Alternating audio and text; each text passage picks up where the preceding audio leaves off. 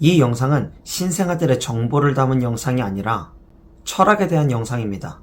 실수로 들어오신 분들도 15초만 한번 들어보세요.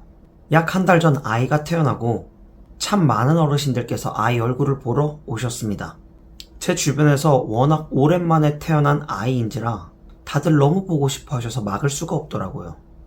그런데 저의 육아 환경을 본 어른들이 100%로 하시는 말씀이 뭔지 아시나요?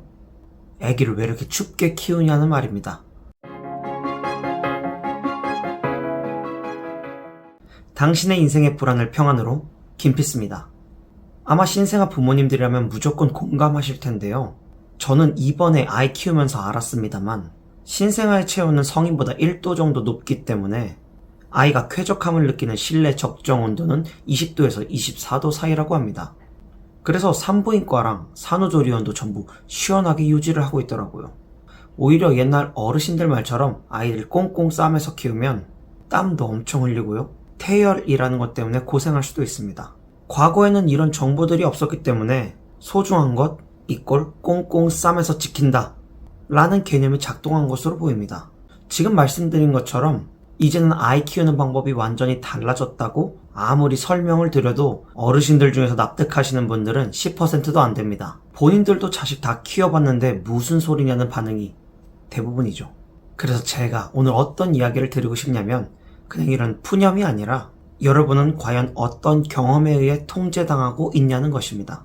과거에 겪었던 경험들을 바탕으로 현재의 결정을 하는 것은 뇌를 가진 생명체가 효율적으로 살아남기 위해 채택한 방법입니다. 모든 결정을 할 때마다 A부터 Z까지 고려할 수 없으니 내 머릿속에 저장된 데이터베이스에 따라서 자동적으로 결정하게 되는 것이죠. 이 프로세스가 인간을 편하게 살도록 만드는 것도 맞지만 우리를 편견의 늪에 빠뜨리기도 합니다. 지금 이 시대가 각각의 사상과 집단으로 나누어져서 싸우고 혐오하는 것들은 바로 이 편견 때문입니다. 인터넷이 발달되면서 서로 마음과 생각이 맞는 사람들끼리 시간과 공간 아무런 제약 없이 소통할 수 있게 되었습니다. 그 순기능에 비례하여 당연히 역기능도 존재하는데요. 예를 들어 데이터베이스를 바탕으로 개인의 취향을 반영한 영상을 추천해주는 유튜브 알고리즘, 그것은 이용자들로 하여금 보고 싶은 것만 보고 듣고 싶은 것만 듣도록 유도합니다. 내 생각과 딱 맞는 내용의 영상들을 지속적으로 접하게 되면 내 주장이 마치 세상의 진리를 대변하는 것 같은 망상에 빠지게 됩니다. 이것을 곧 확증 편향에 빠진 상태라고 이야기합니다. 거기다가 같은 생각을 가진 사람들이 어떠한 움직임을 보일 때 자신도 따라 행동해야만 한다는 수능 편향이 합쳐지면 끔찍한 혼종이 탄생합니다. 그 예로는 극단적 PC주의자들이 될 수 있겠죠. 하지만 오늘 다루기에는 너무 딥해지는 내용이니 다음에 심도 있게 다뤄보도록 하겠습니다. 아무튼 확증 편향은 경험이 많던 적던 다 조심해야 됩니다. 예를 들어 경험이 많은 한 분야의 전문가라고 불려지는 사람들은 인정받아온 자신들의 지식 안에 갇혀 잘못된 결정을 얼마든지 할 수 있습니다. 여기서 문제는 그 오판이 그들의 조언을 구하는 비전문가들에게 무분별하게 수용된다는 것이죠. 극단적인 예로는 나는 신이다처럼 사이비를 예로 들을 수 있을 것입니다. 물론 한 연구 결과에 따르면 고학력자들은 편견에 휘둘리는 경향이 저학력자에 비해서는 적다고 이야기합니다. 그리고 경험이 적은 사람들은 아무런 데이터가 없기 때문에 얻어 걸리게 된 초심자의 행운, 그것을 곧 자신의 실력이나 능력으로 받아들이게 되면서 왜곡된 편견들을 수집하게 됩니다.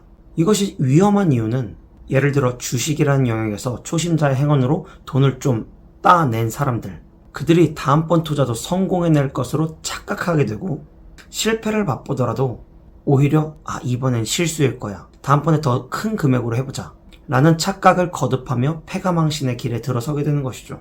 제가 비약적으로 극단적이게 설명드리는 게 아니라 확증 편향에 빠진 사람들은 이런 끔찍한 결과들 앞에 마주해야 할 것입니다. 그렇다면 마지막으로 우리가 가져야 할 자세는 어차피 경험과 정보에 의해 통제되는 인간이라는 것을 알고 우리를 더 좋은 경험과 더 좋은 정보에 노출시키는 것입니다. 다양하고 깊은 주제를 다루는 여러 가지 책을 읽어보시고 깊게 고찰해보면서 내가 실제로 겪지 못한 세계로부터 데이터를 수집해 보십시오.